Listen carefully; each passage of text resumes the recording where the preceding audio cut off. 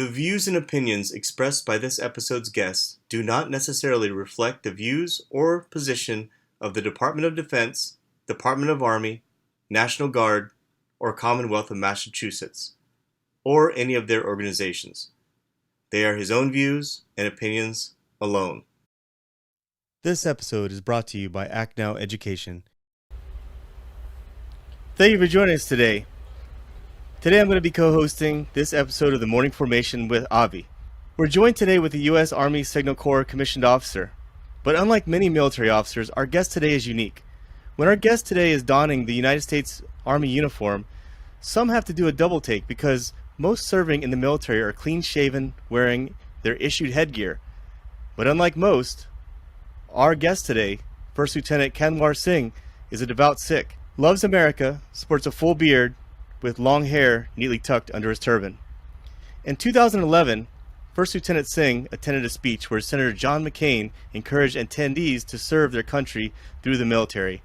Shortly thereafter, First Lieutenant Singh took the ASVAB, scored within his top 1%, and sought to somehow join the United States Army without breaking his deep religious belief in Sikhism. In today's episode, we're going to learn more about First Lieutenant Singh, his journey, which ended up challenging a policy that was held in place since 1981 against honoring his religious accommodation for Sikhs. Thank you for joining us today, First Lieutenant Singh. It's a pleasure. Thanks for having me, KP and Avi. The honor is all ours, and we're going to start out today with learning a little bit more about you. Can you tell us where you're from, and can you describe what your childhood was like? Absolutely. Look, I was actually born overseas, and I immigrated to the U.S. At the age of 17. I lived in Virginia shortly thereafter, did my undergrad there, and then also worked for a few years. Realized that I did not like living in a small city in Richmond, Virginia, so I sought out greater pastures by moving to Boston, Massachusetts. And then, as you mentioned, in spring of 2014, I heard a speech by Senator John McCain, who came to my grad school and talked about his service to our nation and his time as a POW, and he encouraged everyone in the audience to consider serving. And then right around that time was also the first anniversary of the Boston bombings. And then I knew the National Guard had played a pivotal role in the aftermath of the Boston Marathon bombings. So I was inspired and moved and called to action, and I decided to join the military. Growing up in Asia, in South Asia specifically, I certainly knew about the Sikh military history. Sikhs are warriors. Throughout our history, we were persecuted. There had been multiple genocides against us. And so our gurus encouraged us to pick up arms so we could defend ourselves and those around us. So that was always in the back of my mind. And then after I immigrated to the U.S., I certainly remembered that, and I wanted to continue my family history of military service. Yes, I understand that Sikhs hold military service as a very high priority, and that your family in India also served in the British military. And prior to 2011, had you ever imagined yourself joining the military, and what did your family think about your decision overall when you told them what you planned to do? Yeah, absolutely. Look, I had actually considered joining the military even in 2007 when I first came to the country. And so there was an ROTC program on campus. And I had some very initial conversations with the folks there, but I knew that I have to give up on my religious beliefs for me to join the program. And so that's why I didn't think much about it. And so it was only about 7 years later in 2014 is when I started rethinking that desire to serve. I must mention there was a pivotal moment that happened in 2012 in Oak Creek, Wisconsin. There was actually sadly an attack on the Sikh community there. A white supremacist had actually attacked our place of worship. And that actually was a wake-up moment for a lot of Sikhs in America, including myself, by the way, because obviously for something like that to happen, where someone came in and attacked a peace-loving Sikh community, and their excuse, well, somehow we are affiliated with Al Qaeda and Taliban and other groups, and so I think a lot of Sikhs felt that call to action. Now, not to say, Sikhs have been actually on the receiving end, sadly, of hate crimes ever since 9/11 happened. In fact, as we're coming towards the 20th anniversary of 9/11. A few days after, one of the first Americans to die was actually a Sikh American who was misunderstood, and so Balbir Singh Sodhi, actually in Arizona, was shot dead because of the way he looked. So it was really critical and important for me as a Sikh American after Oak Creek, Wisconsin attack, and then also what I heard from Senator John McCain and the Boston Marathon bombings, to do my part so I could serve in our nation's military. My family, I think they were not opposed to me joining the military, obviously, because they were very supportive of continuing the military history and the legacy that we have as Sikh warriors. I think their bigger concern was the fact that I ended up having to sadly file a lawsuit to join because we were trying diplomatic ways and means to join, and working with members of Congress, and we had bipartisan support. By the way, you mentioned Senator John McCain, who I'll be forever grateful for. His staff and his office was supporting me with working with Pentagon to get me a religious accommodation, and so were my congressional delegation, by the way, in Massachusetts, Senator Ed Markey and Senator Elizabeth Warren, and my representative Mike Capuano. So all these, members of Congress, along with a bunch of others that I have not named, were very supportive of the Sikh service and the rights and freedoms for other service members of different religious beliefs to be able to serve. And actually, Sikhs have served in the U.S. military for over 100 years, by the way. One of the first Sikhs to serve was a gentleman by the name of Bhagat Singh Thind, who fought wearing his turban and beard and long hair in World War I over 100 years ago. And so, as you mentioned, the policy changed in 1981, and that made it harder for new Sikhs to be able to join with their articles of faith. Wow, that's absolutely amazing. A lot of people probably don't even realize that all the way back to that time era, there was Sikhs that served in the United States military, and from my understanding, you enlisted in the National Guard.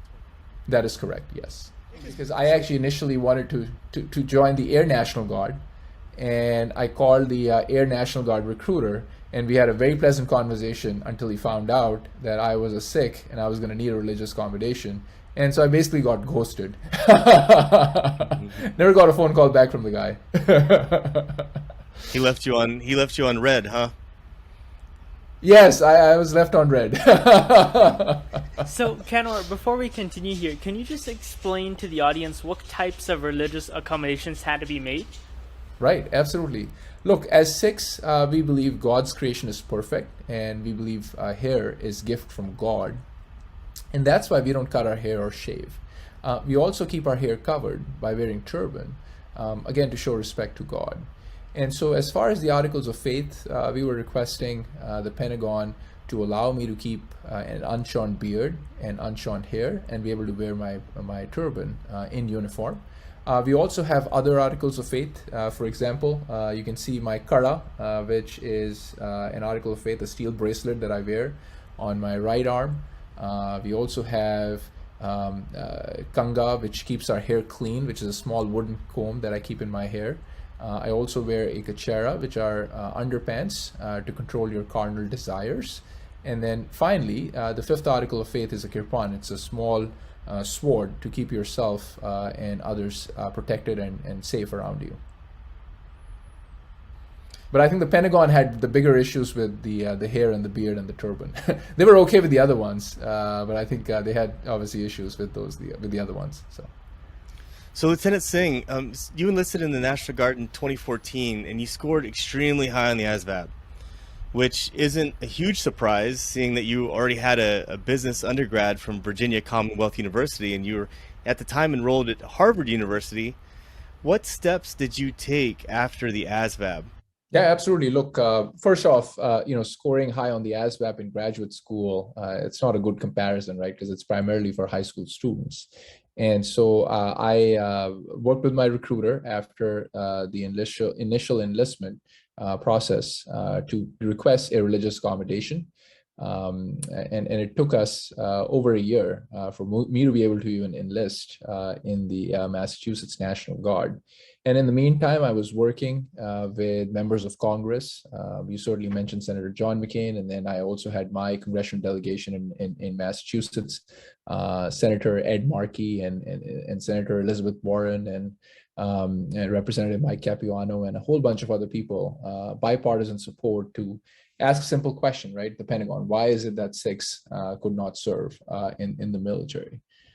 So the challenge was, the Pentagon was figuring this out, and but even after, they, let's say, allow me to enlist, the question was, well, what would the Pentagon do? Because then they could order me to cut my hair and shave after I signed the dotted line. And I knew I would not do that, but there was no process to request the religious accommodation under AR 670-1, which defines the grooming standards for those of us in the Army. So it was a big bet that I was making, and luckily I had other options, right? So I knew if this religious accommodation did not work out, I would probably leave the Army and find other ways. And this is also one reason I joined the National Guard, because I could not have, taken the risk of joining active duty, because then, that's your career, that's your job, and it would be a lot more painful at that point to try to separate from the military. So it took me a year after going through the initial process. I finally enlisted in August 2015. And then I was segregated from my unit. So after I enlisted, they said, hey, we cannot have you show up for your drill weekends with the rest of the enlistees who were preparing to go for basic training because you look different.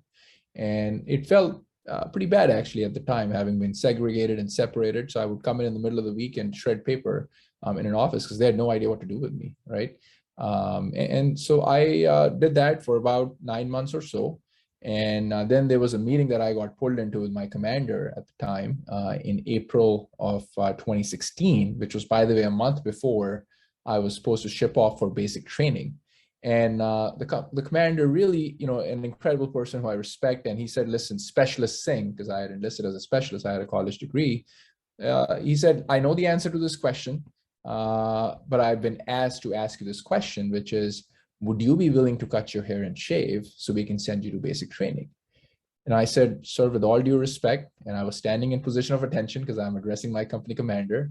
I said, listen, sir, we in the military have a military uniform. I'm a Sikh warrior, and I have my own uniform, which includes my articles of faith. And throughout history, Sikhs have died when people try to force us to cut our hair and shave and remove our articles of faith, and we would not do that. And I'm really proud of our heritage, and that's something that I would want to keep as long as I'm serving in the military, and I would not be willing to cut my hair and shave.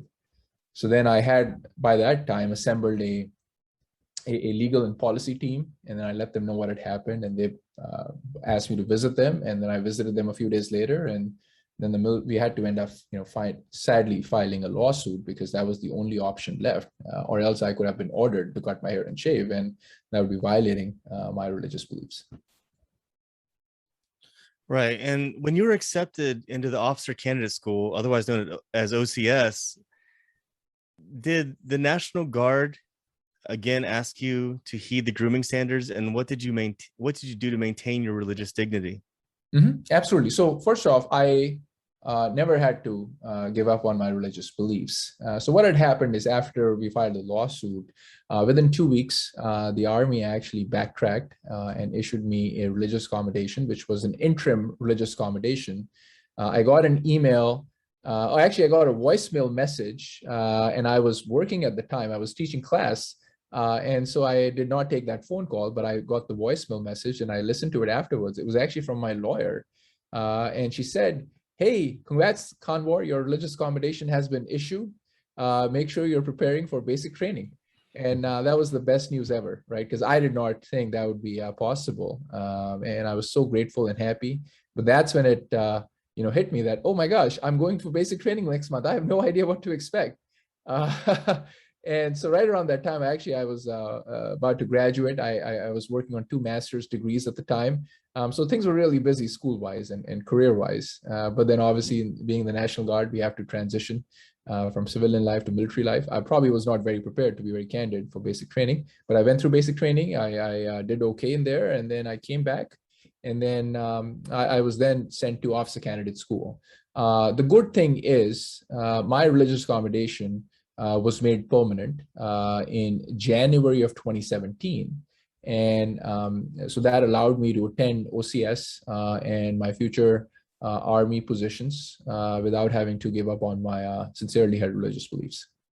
So, what type of backlash, prejudice, or negativity have you received since making your decision to join the United States military? What was basic training like for you, and how was officer training? Yeah, look, I was treated just like any other soldier. So I was smoked just like everyone else. I was one of the team, right? That's what I'm talking about. and you know, I have to admit, you know, basic training was rough. OCS was rough because you know, they really wanted to ensure that all of us earned the title of soldier and then afterwards officer, right? I wish I had done the ROTC program, or I had gone through federal OCS, which are considered, you know, softer and lighter, and they don't smoke you as much, right? Or smoking is not the right term. Corrective training, right? They don't give you as much corrective training. It's okay. So, I mean, I remember showing up for basic training, and again, I had no idea what to expect, right? So I'm showing up, and I like to sleep a lot, right? I like to get 7 to 8 hours of sleep a night. And I show up, I'm like, when are they going to let us sleep? And I'm there and I'm hallucinating, and I'm like, what the heck, man? I haven't slept, and I'm falling asleep, standing in line in chow formation. And I mean, it was bad, right? I mean, I was sick, you know, during the first 3 weeks of red phase in basic training, just because, you know, there were germs everywhere, and we were all like, you know, stressed and sleep deprived. I had never seen anything like that. And I must confess, you know, there were moments during basic training or OCS when I wanted to quit, right? And there were certainly people who around me who quit.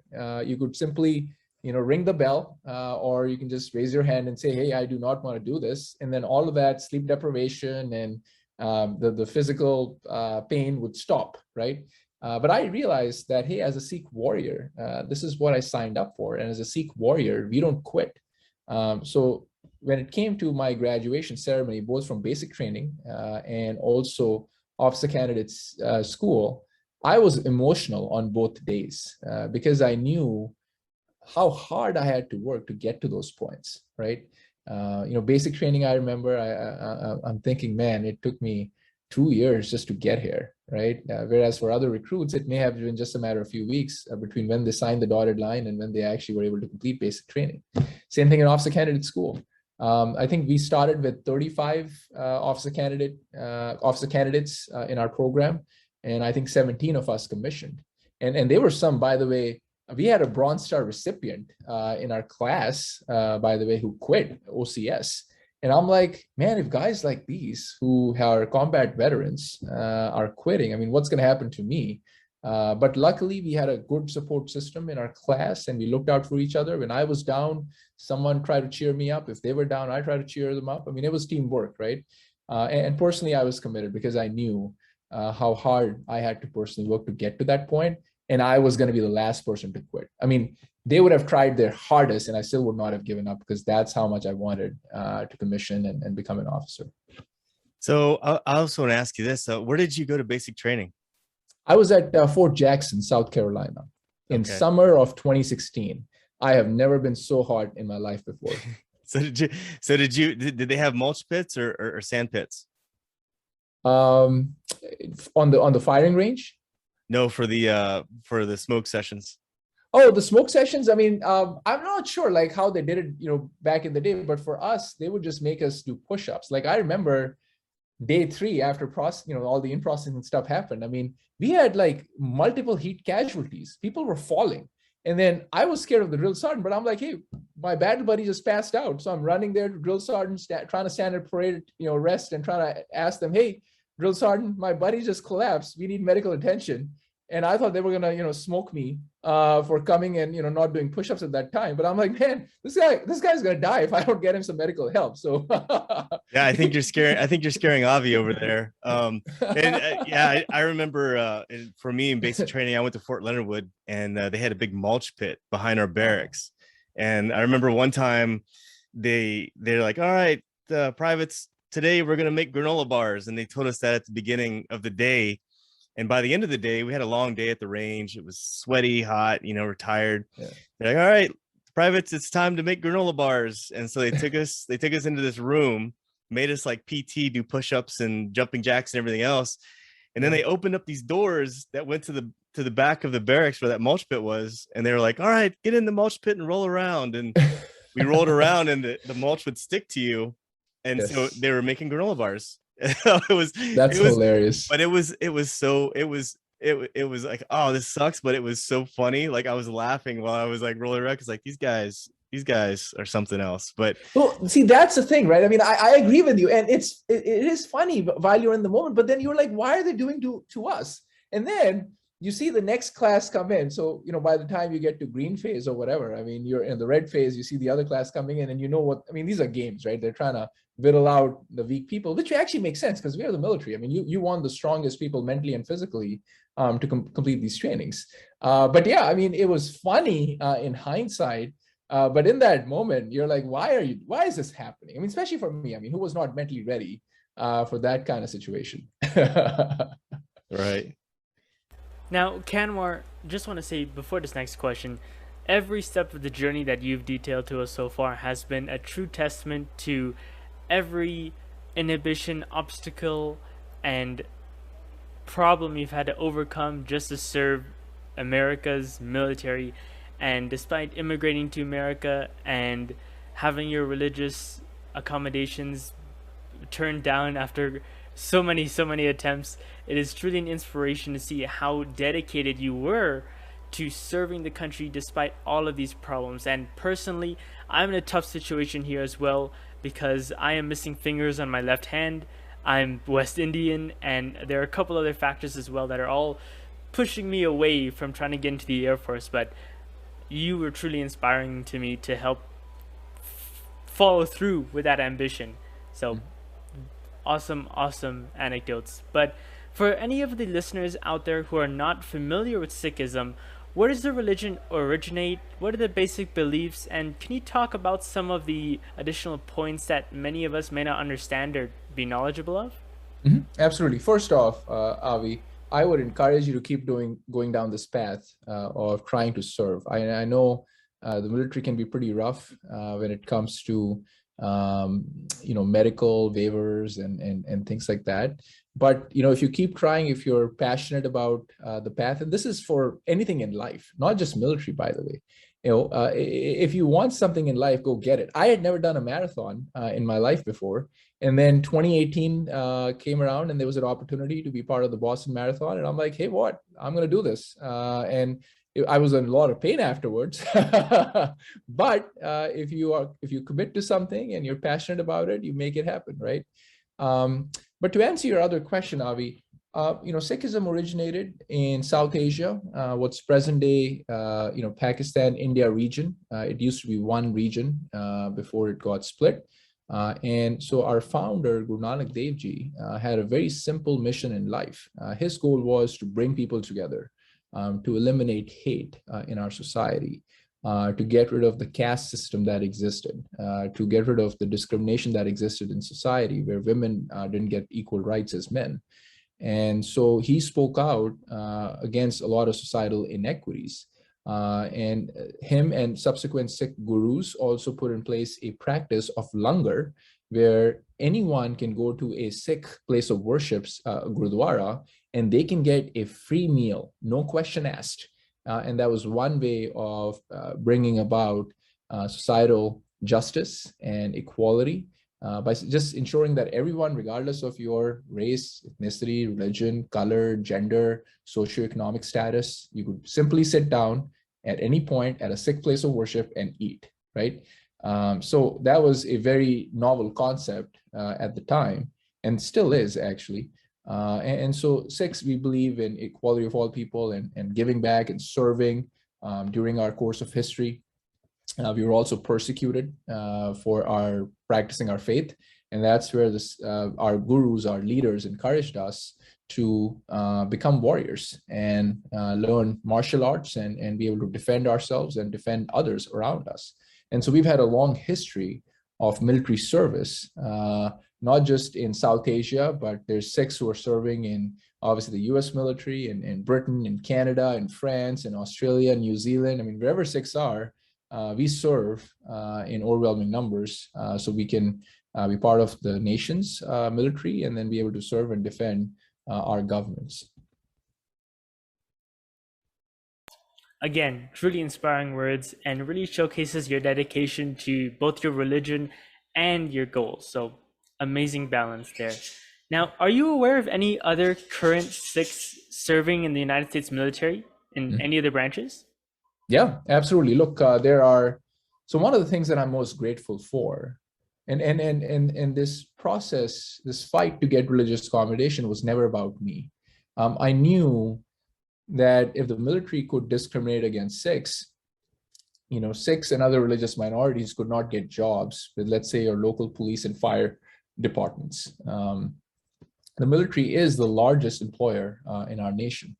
And then the other aspect is if the military can discriminate, other employers can do the same, right? And then the military is such a well-respected institution in our nation. If I can't serve and be part of our nation's military, other Americans may consider me as a threat, right?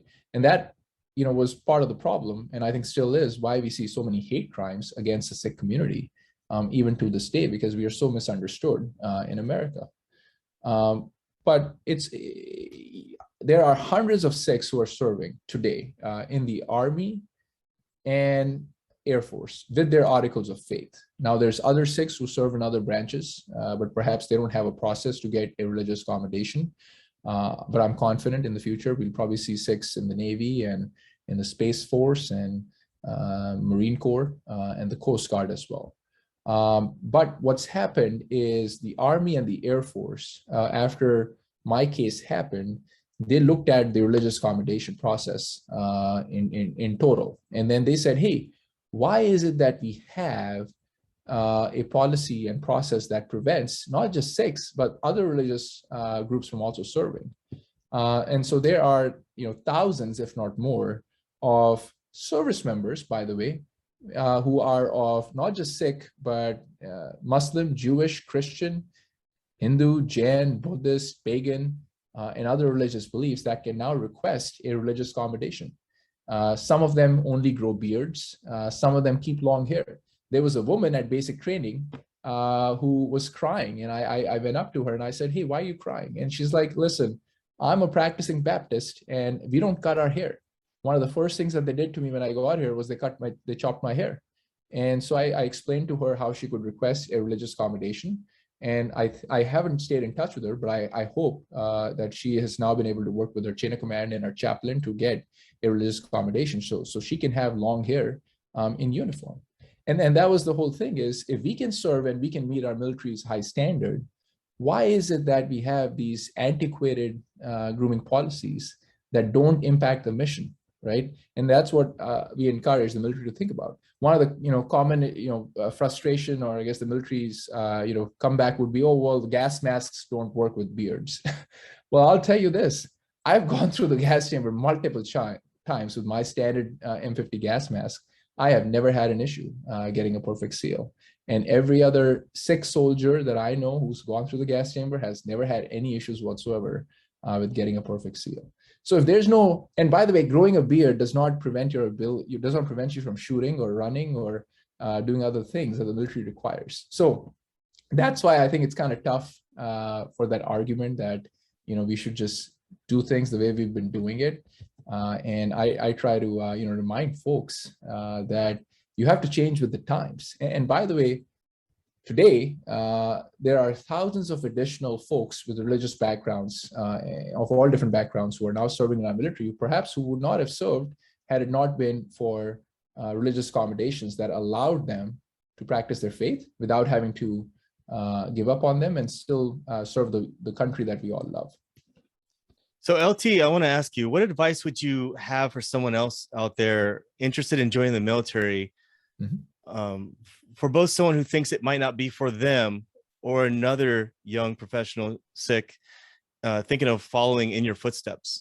Or even if it's someone like me who's trying to get into a branch of the military, but just is facing obstacles left, right, and center. Yeah, absolutely. Look, first off, I admire anyone who wants to serve in our military, right? It's not an easy job. As we're finding out with the events that have happened recently in the Middle East, it's a dangerous job. And when each one of us signed the dotted line, we accept that risk. And the way I like to put it is each service member writes a blank check to the United States that includes giving up everything, including their life, right? And I'm going to take a pause to honor and remember the 13 service members that just died in Kabul, and the Marines, and then we had a soldier and a Navy corpsman for their sacrifices and honorable service to our nation. We are free. We are the land of the free because of our military veterans. To include KP, who served honorably in the military before launching this podcast series. So that's why I think everyone should know what they're getting themselves in. I saw a lot of people. I'll share this quick funny story. Day one of basic training, and this guy, as you're being asked to push up, do push-ups, he stands up and he's like, I'm not doing this anymore because this is not like Call of Duty. I mean, and I'm looking at him, I'm like, man, just come down and do push-ups, because if you stand and you stop doing push-ups, they're going to make us do more push-ups. So I was mad at him. But again, I just started laughing in that moment. I'm like, man, what did you think? I mean, did you actually think this is going to be like Call of Duty? You'll be playing video games all day long. But people should know why they're joining and make sure they're joined for the right reasons. And it's going to be hard work. I mean, it's going to be stressful. The training is tough for a reason. And I think it should be tough. Just so that we have people who know what they're signing up for and can live through the stress if we are put in a stressful situation.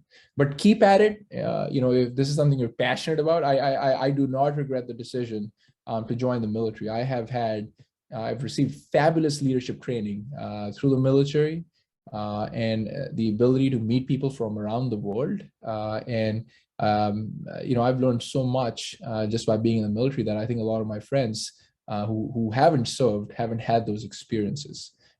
So there's a lot of benefits you get from the military and appreciation that you get from being part of the military, but you got to do it for the right reasons. Most definitely agree, and I definitely also cherish and respect anyone willing to step up and sign on the dotted line to serve our country, because it's not an easy thing to do. Mm-hmm. What are your ultimate goals? Do you plan to retire from the military, or do you plan to go to active duty? Would you mind sharing some of those goals? Yeah, well, actually, I do not know at this point. I really like my job as a signal officer in the Massachusetts Army National Guard. I'm also on the innovation team, so I can help out with some innovation initiatives and technology modernization efforts within the Army. I love, leading soldiers. If I was younger, I'm in my early 30s, but maybe if I was younger, absolutely, I would have gone active duty. It's kind of tough when you're settled in and you have another civilian job. But I that's what I love about, being in the National Guard and also for those who are in the reserves, because they can actually have civilian careers in addition to, being in the military. It's tough because you got to juggle them. But I do think there's a lot of value and benefit in being able to have a civilian job as well as a military career, if that's what you choose to do. Definitely. Now, Kanwar, you're describing something that I plan on doing in the Air Force, modernization of technology. Do you work on the physical technologies in addition to software, or what is your area of expertise? Yeah, my area of expertise is primarily software, although I have been getting interested in hardware recently, but I'm not a subject matter expert. But I'm certainly fascinated with how we can better leverage technology to meet our military objectives, right? COVID-19 is a great example.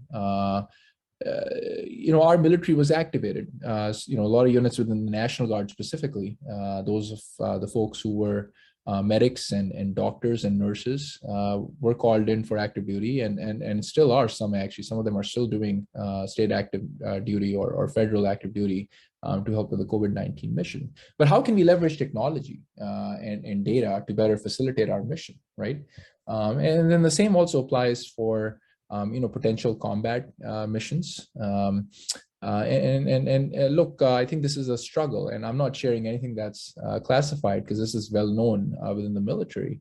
We're sort of falling behind our adversaries, especially the near peer threats that exist. And I think this is why there's this massive race right now to get better with cybersecurity and artificial intelligence. So we can keep up, because quite frankly, and this is my opinion, and take it for what it's worth, I mean, I'm not convinced if the next big war is going to be fought like the previous wars we've had. There's going to be a huge cyber aspect to it. There's going to be a huge AI aspect to it. So I think the more we can train and better understand that and advance ourselves in those domains, the better protected and defended we would be. So. Definitely. Now, Kanwar, based on what you're saying here, I definitely have to connect with you to have more conversations and just to follow you on your journey. Now, for anyone out there who also wants to connect with you and follow you, where can they reach out to you? What platforms are you on? Yeah, absolutely. Well, they can reach out to me on Instagram. I'm certainly on there. You can look me up, Kanwar Singh. My username is Kanwar91, and I'm also lately I joined TikTok, and it's been a fun ride. I like the community there. I don't do it on official orders or official military status, right? Because we know the DoD actually has banned TikTok, but I do it in my personal capacity. And my handle over there is Sikh Soldier. So folks can reach out. I've had dozens of people who've reached out to me over the past few months. And I like helping people and answering questions that they may have about the military, if they're trying to join or get religious accommodations or be able to, go through any challenges they have. So I love connecting. So feel free to reach out, and I'm happy to connect. Lieutenant, I want to tell you thank you for giving us your time today, and I want to congratulate you as well. I know you just recently achieved your MS in information technology, right? Right. Absolutely. Congratulations on that huge Thank achievement. You. And for anyone listening out there, I'll make sure that I put all of his contacts down in the show notes as well if you would like to connect with him. You're certainly an inspiration. I'm so grateful and thankful to that you agreed to come onto the show as well. But before we end, as your final summary, or do you have any final thoughts that you'd like to share with everyone listening? Yeah, absolutely. Look, whatever you're doing in life, it's easy to quit and it's easy to give up. And, times get tough. I know a lot of people are struggling right now, especially during this pandemic. And a lot of our veterans are also struggling with the events that have recently happened. There's some things we can control, and there's some things that we cannot control. I like to think a lot about Sikh warriors. And so there's a battle of Saraguri that happened in 1897. And if it's okay with you, KP and Avi, I'll kind of quickly summarize that battle. Yeah. But this battle happened 21 Sikhs. They were manning a signaling fort in the area of Saraguri, which is on the border of present-day Pakistan and Afghanistan area. And it was a very critical post for the defense of the British forces in that region. And they were surrounded by 10,000 Afghan tribesmen. Just imagine being in that situation, right? There's 21 of you, and you have no reinforcements, you have limited ammo, and you have 10,000 Afghan tribesmen coming towards you, right?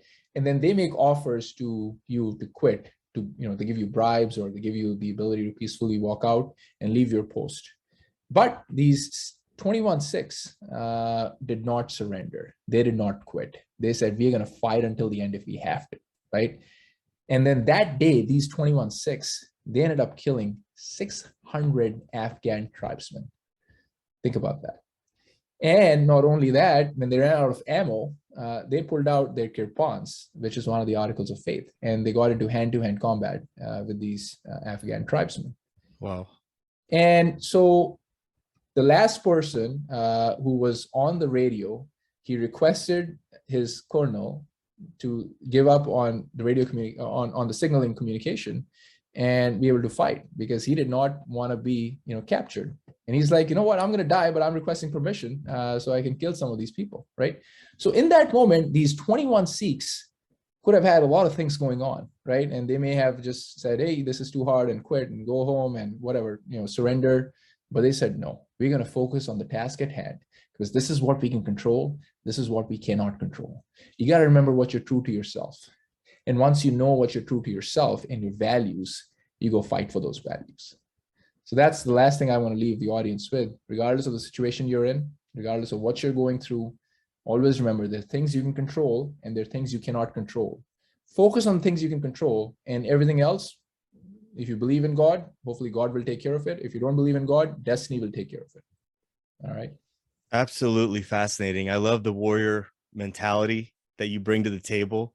I love how you coordinate a lot of the things from your own family history to today's United States military, and definitely extremely fascinating. And that's why I wanted you on the show today. And I really appreciate your time, and thank you for working through some of the issues that we had earlier. LT, I'm looking forward to following you and furthermore into your journey. And as for the morning formation, thank you everyone out there listening. I hope that you're intrigued by this, and please follow Lieutenant Singh on his social platforms as well, and reach out to him if you have any questions about anything. If you're at a spot in life where you're not sure if the military is for you, or you're going through a hard time getting into the military, listen to his story as a means of inspiration. So as for the Morning Formation podcast with Avi and Lieutenant Singh, we're going to call it a show for today. Thank you guys for tuning in, and we're out. Thank you so much. It's been a pleasure.